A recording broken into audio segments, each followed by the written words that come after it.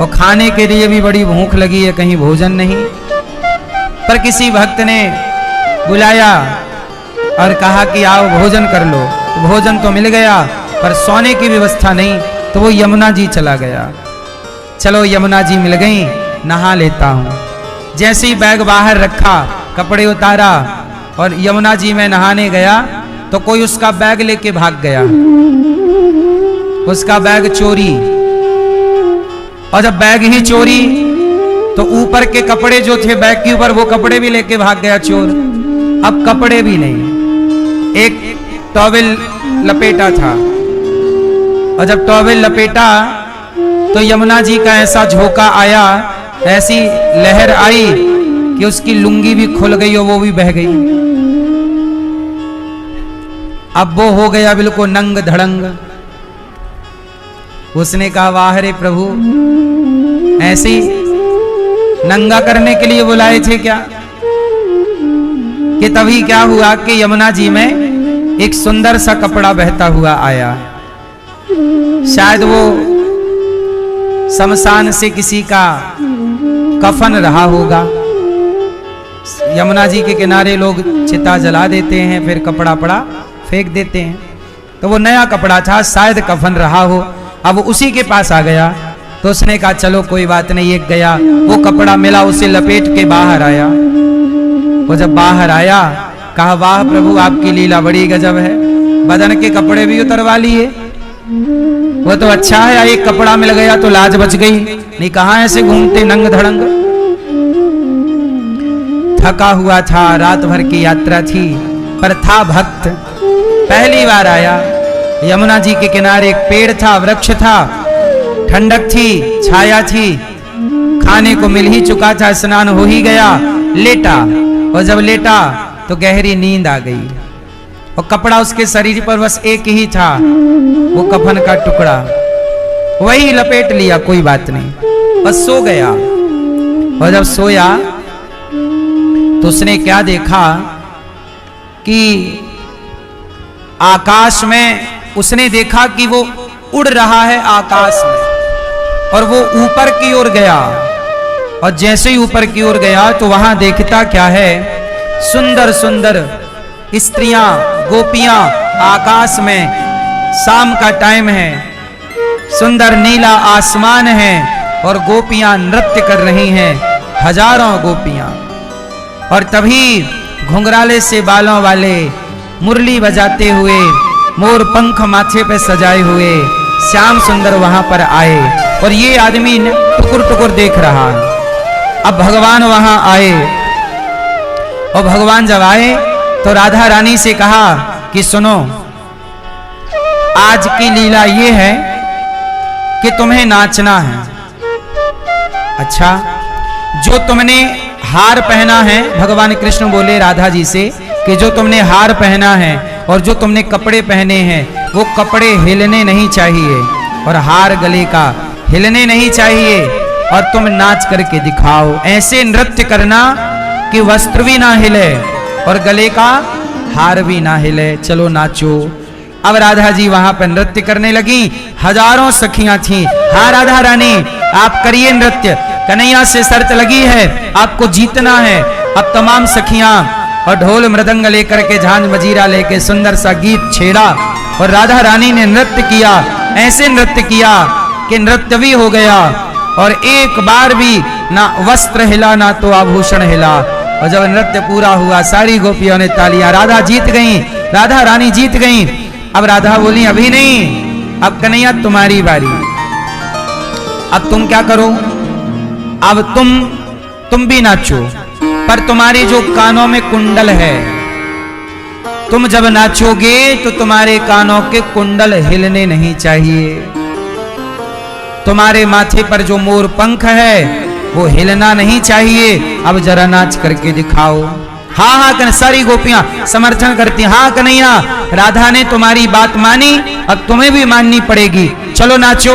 और जैसी राधा रानी ने कहा नाचो, तो कन्हैया नाचे तो नहीं, भाग गए वहां से। मैं नहीं नाचूंगा, मेरे से नहीं होगा, भागे। और जब भागे तो आगे आगे कन्हैया पीछे पीछे सारी गोपियां श्री कृष्ण को पकड़ना चाहती हैं, आगे आगे प्रभु भाग रहे हैं। ये दर्शन वो व्यक्ति दूर खड़ा होकर प्रभु को देख रहा, अच्छा ये लीला है। इस लीला को कभी मैं रूठ जाऊं तो तुम मना लो, कभी तुम रूठ जाओ, कभी राधा रानी रूठती हैं तो श्याम सुंदर मना लेते हैं, कभी श्याम सुंदर रूठती हैं तो राधा रानी मना लेती, श्याम सुंदर रूठते हैं। अब क्या हुआ कि भगवान को गोपियों ने जब पकड़ने दौड़ा तो आगे आगे कन्हैया भागे, तो गोपियों ने दो भागों में अपने को बांट लिया और कन्हैया को पकड़ने की योजना बनाई।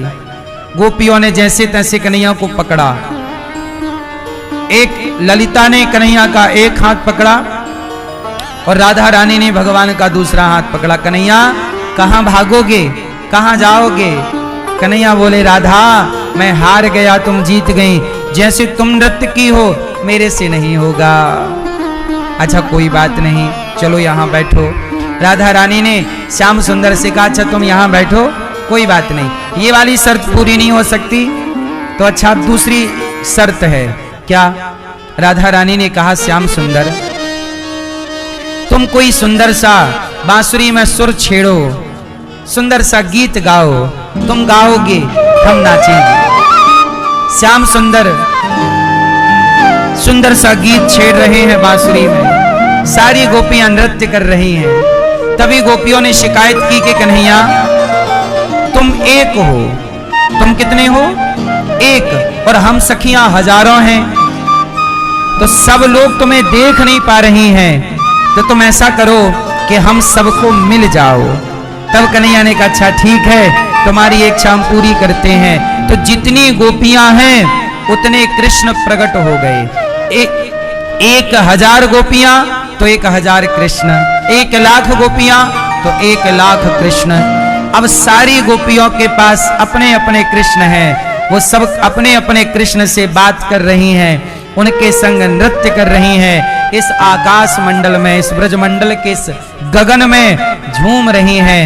इस लीला का नाम ही रास लीला है, जहां गोपियों को अहंकार आ जाता है कि मैं कितनी सुंदर हूं, मेरे आगे पीछे प्रभु डोल रहे हैं। जब ये अहंकार आता है, इस अहंकार को मिटाने के लिए भगवान अंतर्धान हो जाते हैं, चले जाते हैं। जब गोपियां रोती हैं और गोपी गीत गाती हैं, जयति तेधिकम उज्जन्मना ब्रजः श्रयते इंदिरा शाश्वता। सारी गोपियों ने गोपी गीत गा करके प्रभु को मनाया। जब अच्छा कई बार भगवान आपकी हर गलती को माफ कर देते हैं, पर जब आप अहंकार करते हो तब भगवान जल्दी माफ नहीं करते। इसलिए भक्तों के अंदर अहंकार नहीं होना चाहिए। जिसके अंदर अहंकार होगा वो भक्त नहीं होगा। मैया, भक्त के अंदर क्या नहीं होगा? अहंकार नहीं होगा। अब वो जो भक्त भगवान का दर्शन कर रहा था, टुकुर टुकुर देख रहा था, तभी भगवान की नजर पड़ गई, तुम कहां से आए हो? तब राधा रानी ने कहा कि प्रभु ये एक गांव का किसान है, सीधा साधा भक्त, आपके दर्शन के लिए वृंदावन आया है और आपका दर्शन करना चाहता है। आपने बड़ी कृपा की, दर्शन कराया। और जैसी राधा रानी ने ये कहा, उस आदमी की पेड़ के नीचे सोया था, उसकी नींद खुल गई। तो जब नींद खुली उसने देखा, अच्छा मैंने ये सपना देखा कि प्रभु मुझे लीला में सम्मिलित किए हैं। हाँ, भगवान अपनी लीला में सम्मिलित किए हैं। इसलिए कहता हूं भगवान का चिंतन करके सोया करो, रात को भगवान अवश्य ही आपको दर्शन देंगे, किसी भी तरह से दर्शन दे सकते हैं।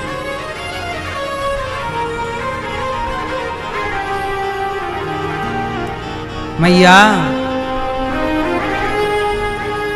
एक आदमी ने सपना देखा, ध्यान से सुनिएगा। एक आदमी था, उसने एक सपना देखा कि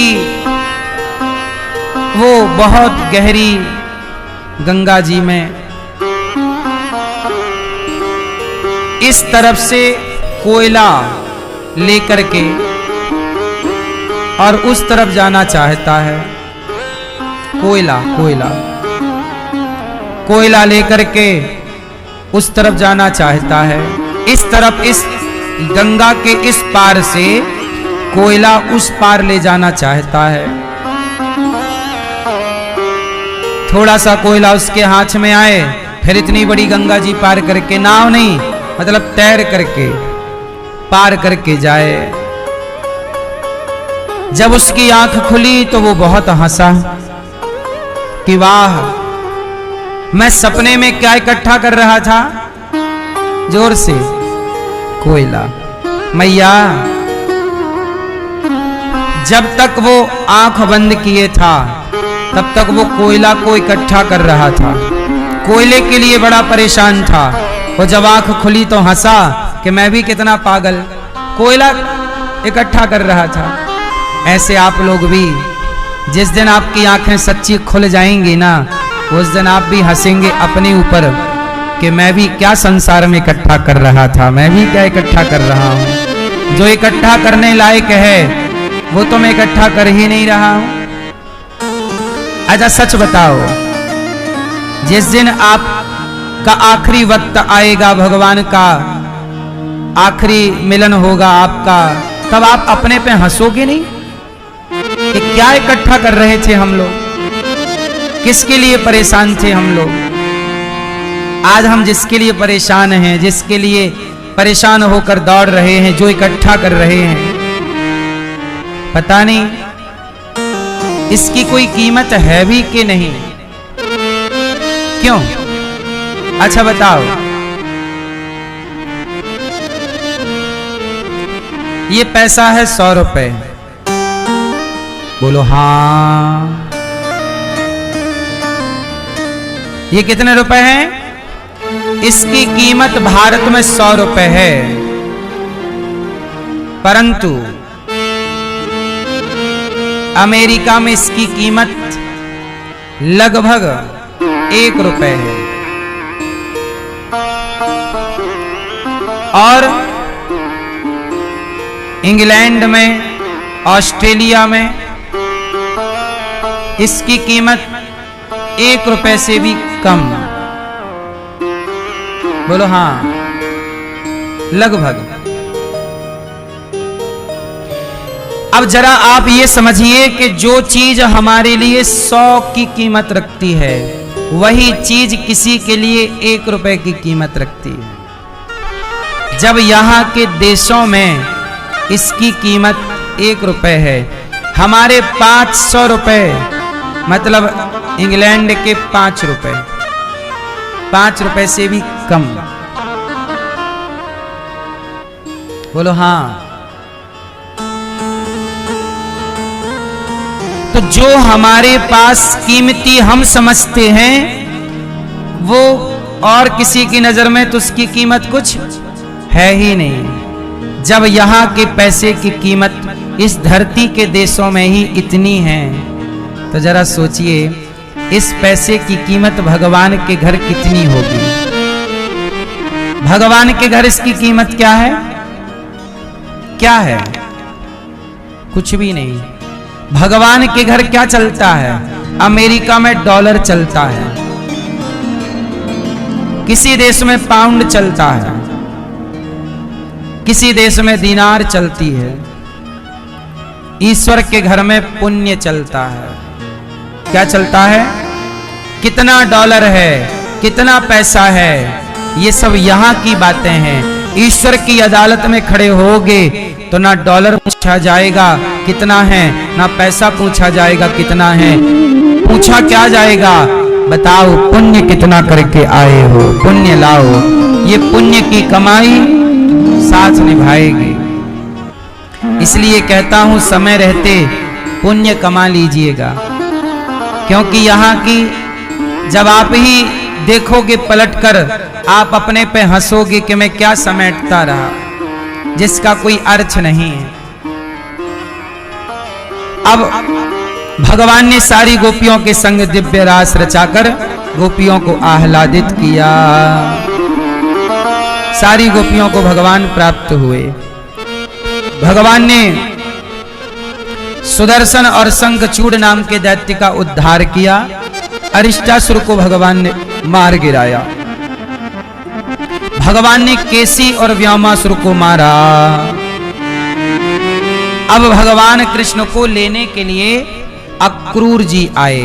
ध्यान से सुनिएगा, कौन आया? अक्रूर जी।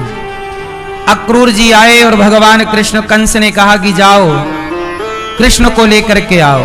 अक्रूर जी आए और कहा कि प्रभु चलना है।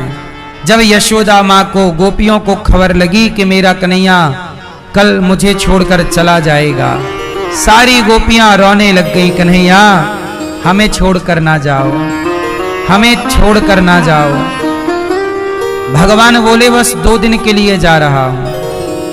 कितने दिन के लिए? 2 दिन का कह के भगवान रथ पर बैठे और चले गए। यशोदा मैया दौड़ी दौड़ी आई, कन्हैया कन्हैया एक बार तो कम से कम अपनी जाते जाते माँ से मिल लो। ये तुम्हारे लिए मक्खन रोटी लाई हूं, मक्खन रोटी लाई, भगवान को अपने हाथ से खिला रही है। कन्हैया तेरे बिना मैं कैसे रहूंगी, ये तेरी यशोदा मैया कैसे रहेगी? कन्हैया बोले मैया बस 2 दिन के लिए जाना, कह करके चले गए। और जब भगवान चले, सारी गोपियां कृष्ण के प्रेम में विह्वल हो गईं। अब भगवान पहुंचे मथुरा। मथुरा के राजा का नाम है कंस। कंस के पिता का नाम क्या है? कंस की मां का नाम है पद्मावती, और पद्मावती का विवाह हुआ था उग्रसेन से।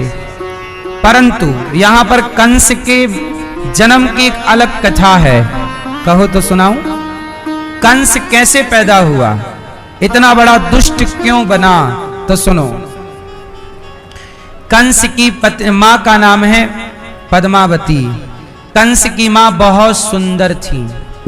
इनका विवाह हुआ मथुरा के राजा उग्रसेन से। एक दिन क्या हुआ कि पद्मावती के पिता ने कोई अपना आयोजन रखा होगा, तो पद्मावती को बुलाया कि बेटा आ जाना कुछ समय के लिए मायके। तो पद्मावती ने अपने पति से कहा कि स्वामी मेरे पिता ने मुझे बुलाया है, आप आज्ञा करिए कि मैं चली जाऊं। तो उग्रसेन महाराज बोले कि देवी अभी तो हमारा तुम्हारा विवाह हुआ है, अभी नया नया विवाह था, बोले अभी छोड़कर तो ना जाओ।